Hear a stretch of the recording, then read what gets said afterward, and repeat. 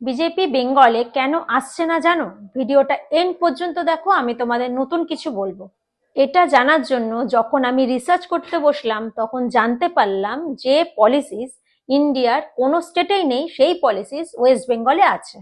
আমি শক হলাম এটা জেনে যে অক্টোবর 2025-এর এনসিআরবি রিপোর্ট যখন সেফেস্ট সিটির বের করা হলো, তখন Kolkata safest city of India বের হলো। আর এর পেছনে রিজন আছে মমতা ব্যানার্জি সরকারের সেফ সিটি প্রজেক্ট।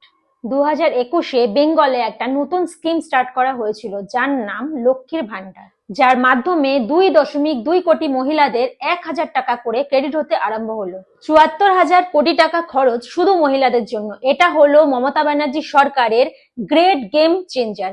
বুঝতে পারছো তো? বেঙ্গলে বাল্যবিবাহ আটকানোর জন্য মমতা সরকার কন্যাশ্রী প্রকল্প বের করে।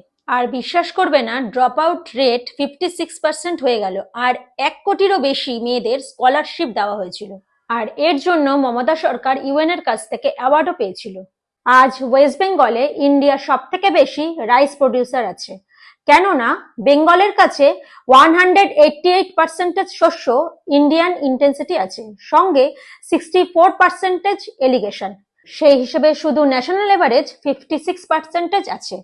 আর এরকমই অনেকই স্কিমস আছে যা মমতা ব্যানার্জি সরকারের গেম চেঞ্জ করতে সাহায্য করেছে।